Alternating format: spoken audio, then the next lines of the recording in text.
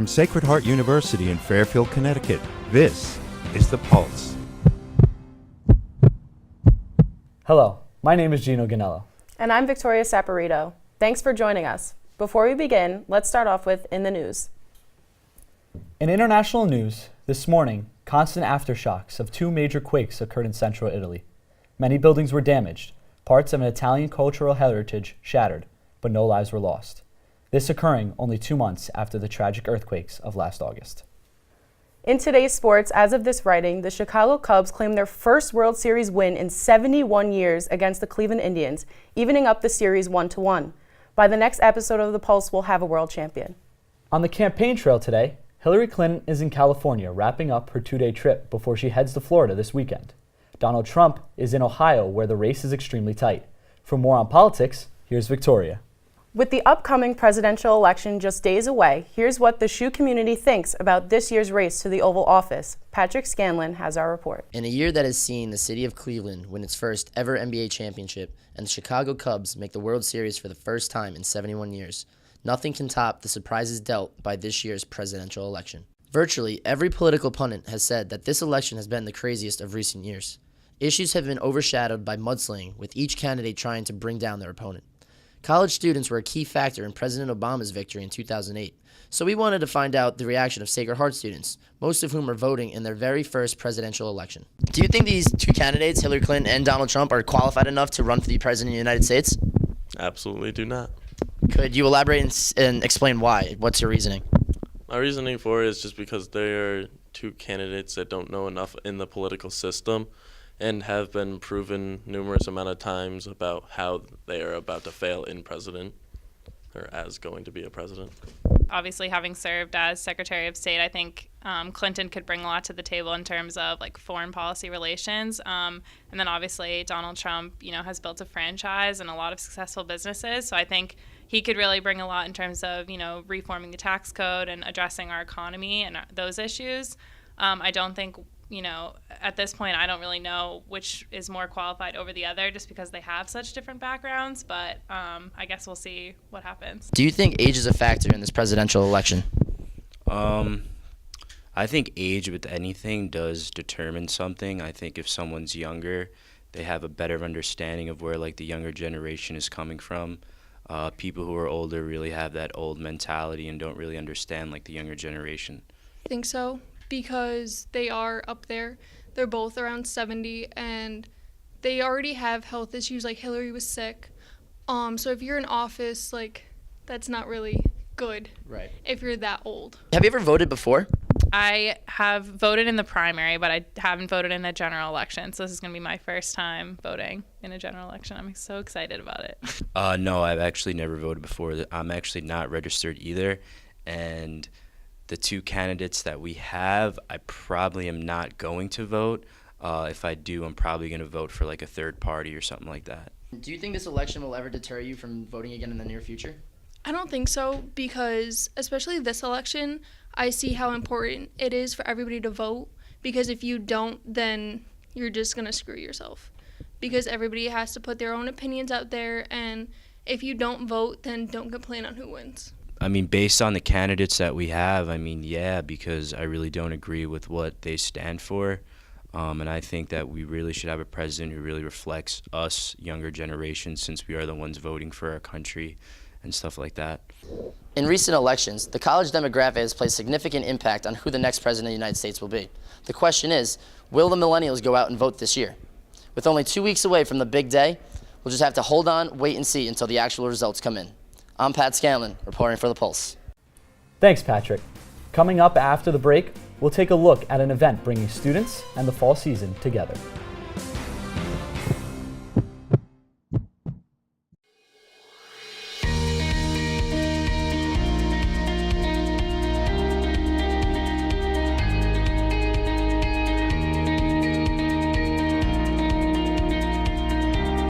The continuing growth of Sacred Heart University has produced an immense interest from students in the world of communications. As a result, Sacred Heart established the new School of Communication and Media Arts, simply known as SCMA.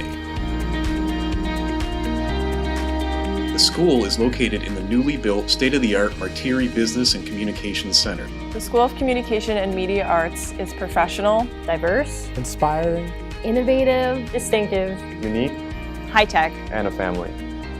5, 4. All the professors in the media department really provide students with that individual attention. The school offers degrees on both a graduate and undergraduate level. Students have an opportunity to study public relations and corporate communications, film, television and media production, journalism, media literacy, and theater arts. The faculty includes renowned media professionals with real-world experience and academic prestige in their respective fields. The professors here are amazing. They want you to succeed. They're just happy to look at your work, and they're happy to know that you love doing what they love doing. As an undergraduate here, I knew the MECOM program and the facilities were going to jumpstart my career in a way that couldn't happen anywhere else. I feel like I have experience in pretty much anything, especially in digital media production, so I feel really confident going into an interview and being like, yes, I've sat at that chair, and yes, I've done that job, and I know how to work a teleprompter. The center allows students to study in an environment equipped with advanced technology. The production facilities include 2 television studios, a motion capture lab, 2 screening rooms, 6 post-production editing labs and multimedia classrooms, a radio station, media theater, and forum for events. Classroom experience here is really hands-on. You're at the technical director's chair and getting to work with the switchboard, and you get to actually play with cameras versus just kind of study them. SCMA is located in the middle of the vibrant creative corridor, enabling students to participate in numerous internship opportunities. Partnerships have been established with over 150 different media companies throughout the region. Having done numerous internships in the field of broadcast news, I'm able to see that what I experienced there, we have right here. As we move forward, the university is partnering with outside production companies to produce national and international content. There's no difference between me and a Palestinian mother. And I don't care what people see on the television. The tears are the same color that fall on that pillow. Our students describe their experience as distinctive, contemporary, growing, empowering, and extraordinary.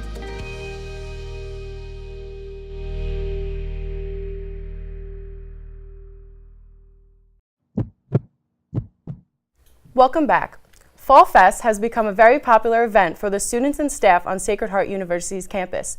It's an opportunity to participate in free activities before the long winter months. I had the chance to attend this event and join the fun myself. On Sunday, October 16th, Sacred Heart University gathered outside of 63's Dining Hall for the annual Fall Fest event. Love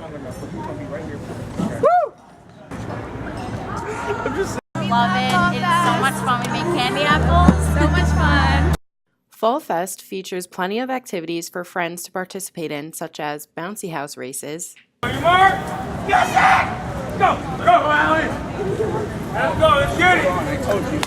making and personalizing your own incense, Wow. This is fun. You put different ones in or the same? decorating your own candy apples, friendly games of cornhole, and airbrush tattoos.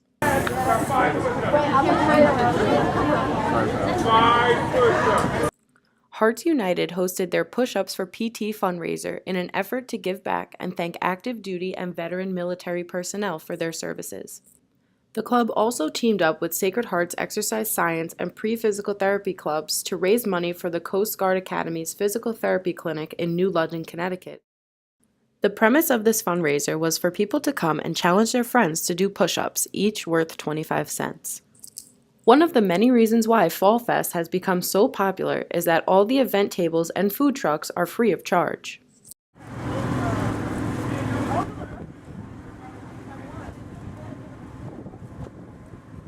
The event also featured a photo booth for participants and their friends to create and hold on to their Fall Fest memories. Some students who attended the event had this to say. It's awesome. Having a great time. Oh, it's lit. It is lit. Sacred Heart University plans on keeping the spirit of Fall Fest alive in order to give students something to look forward to as the winter approaches. This is Victoria Saporito reporting for The Pulse. You know, Fall Fest is an awesome event that we have here on campus. It's always a good time, and the bouncy houses, you got to say those are the best The bouncy parts. house races are definitely very fun, super entertaining, and I have to say everybody did a great job putting the whole event together. It was very successful. You know, Fall Fest isn't the only place on campus to have a good time. Students at Sacred Heart who may not be involved in athletics still engage in an active lifestyle. Some like to hit the gym, others may go for a run. But what is sweeping Shoes campus is a dance-centered workout called Zumba. Takira Carter brings us more. According to the Journal of American College Health textbook, studies show that only 38% of college students participate in vigorous activities, while 20% participate in moderate activities. With this glaring statistic in mind, fitness instructor Amber Allen is working hard to make a change in her generation, one student at a time.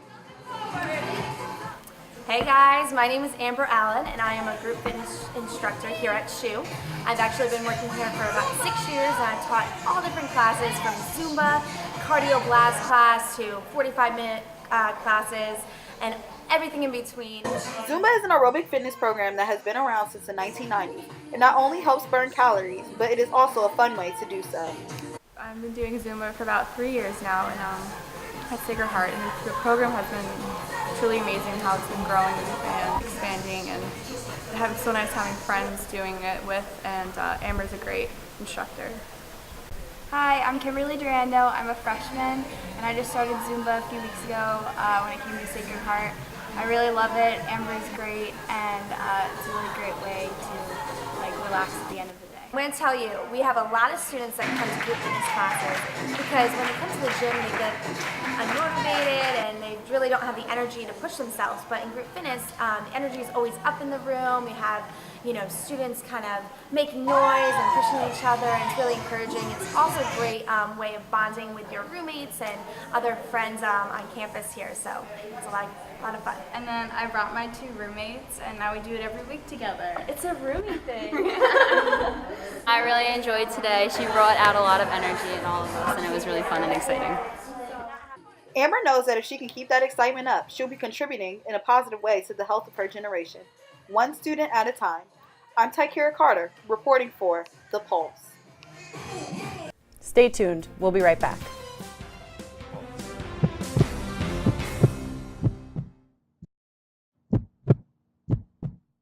Welcome back to The Pulse. Sacred Heart Athletics are making new strides this semester. One of the Division I teams that competes off campus is the men's hockey team. Recently, they relocated their home. What used to be a small capacity rink at Milford's Ice Pavilion is now a state-of-the-art facility at Bridgeport's Webster Bank Arena. Here's Zach Samisis with the inside look. Sacred Heart University has struck a deal with Webster Bank Arena in Bridgeport to be home of the Pioneers Division I hockey program for the next 5 years. Webster Bank Arena is home to the Bridgeport Sound Tigers, the American Hockey League affiliate of the New York Islanders. It's pretty incredible to have the support of the school behind us, being able to make that huge investment into Webster Bank Arena. It's just awesome to see the growth of the program and the future growth, having that arena to use as a recruitment tool. And as well for us, the facility itself, it's incredible for whether it's the lighting, the high glass, the actual 200 by 80 foot rink, so it's something special for us. The former home of the Pioneers, the Milford Ice Pavilion, is in the rearview mirror as the team is excited for the big season ahead. Finally have a well-lit rink and somewhere we can actually use our speed. I think it's one of the biggest things for our team, so it's nice to be able to have a regular-sized ice surface and kind of, exploit what we have for our team.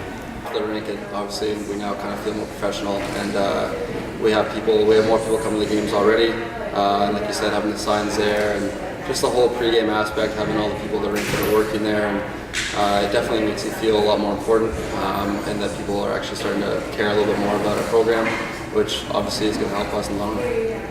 The Pioneers tied their first game at the arena against former Division I winners in Union College.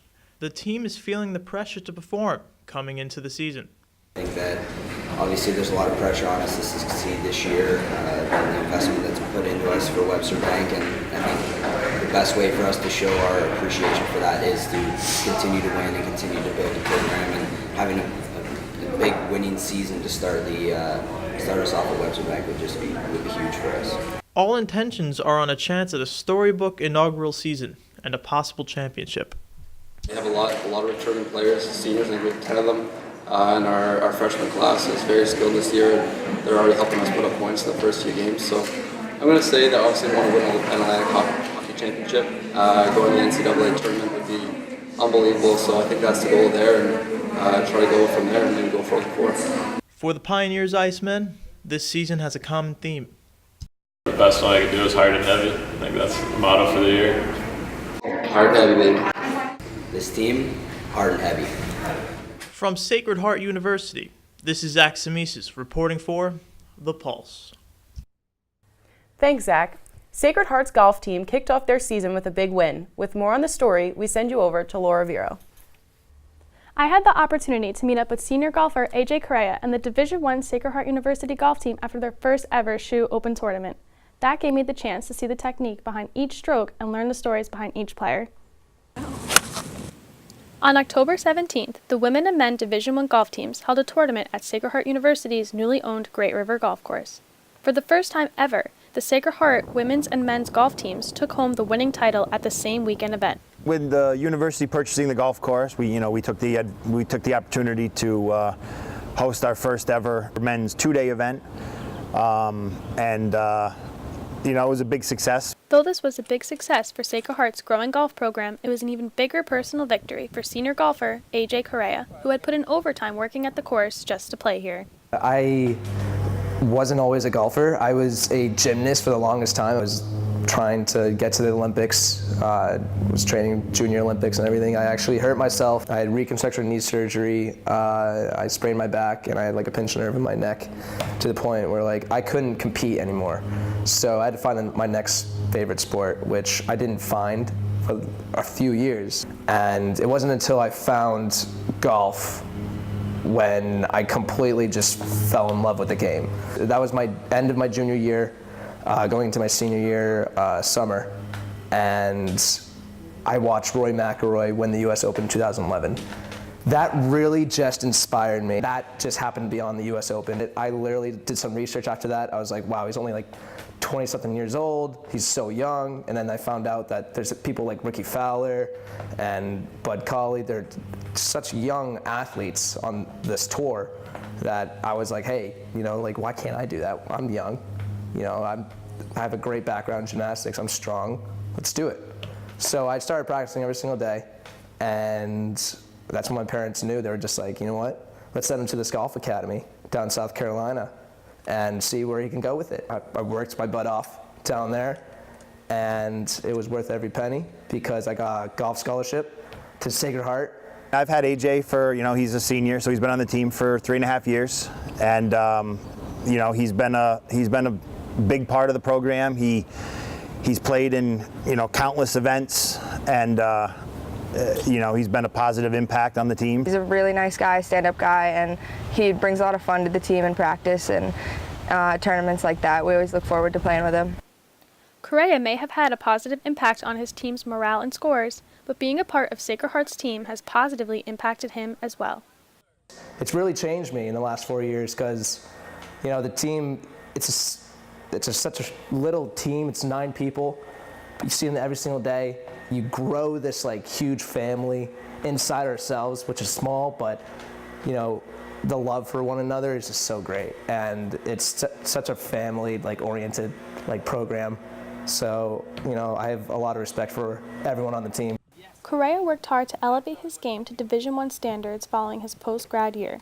Today, he is still testing his abilities and working with his teammates to bring home more titles this year. Just coming off that win at the Shoe Classic, we can take what we've done there and just work hard in the off seasons and just really be ready for the spring season in March, because we kick it off down there in Florida, and then we'll just keep going hard, keep grinding, and then hopefully win the conference championship in the spring. I think the guys were excited to be able to come out and play in a real competition instead of just always qualifying. All in all, it was a really big success, and I think we're looking to build on that in the future and get better teams and have a stronger field. So we all played really well. We showed what we were made of, and I think it was good for the program. We've improved on both the men and women's side a lot in the past couple years, and we're hoping to get our name out there more now that we're playing better.